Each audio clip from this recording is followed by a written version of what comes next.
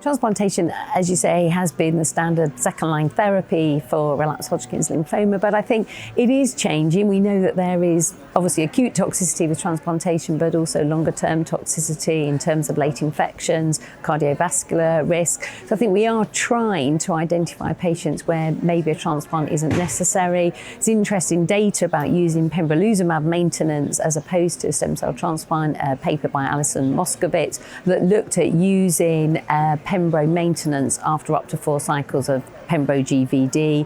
And interestingly, it did show a good 2-year PFS benefit of 60%. So there were patients that did relapse both on treatment and soon after stopping pembro maintenance. But I think there are patients that potentially could avoid autograft with this mechanism. I think there's other data also using Brentuximab, for example, in combination with ESHAP chemotherapy, looking for better CMR rates, and then again using BV consolidation as opposed to an autograft. And the data from there is quite intriguing that maybe that is an option for some patients. There's also other options looking at BV Nivo, very good PFS rates using that combination for those patients who have an autograft. But additionally, adding in ipilimumab to BV Nivo does seem to result in some very good PFS rates for certain patients avoiding autograft. So again, I think that's really encouraging data. I think it's been very much established in the pediatric setting rather than the adult setting. The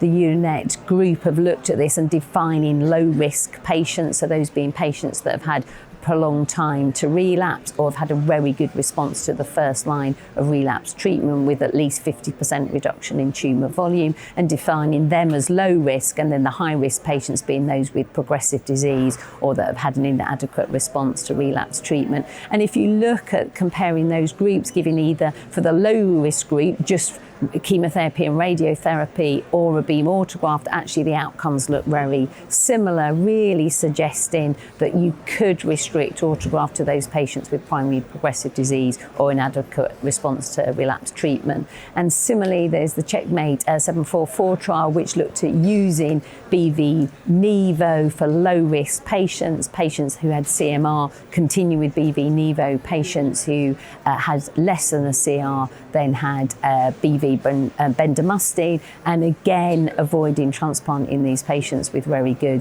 PFS and overall survival rates. So I think there are patients that we can avoid transplantation. This has been sort of extrapolated into the adult setting, a paper by Paul Brockelman who looked at it exactly this, looking at early stage Hodgkin's consolidation there, then either with chemotherapy or a transplant, and actually showed equivalent overall survival and PFS rates. So I think this is a direction of travel that we'd like to go in. I think we probably need clinical trials to actually establish which patients.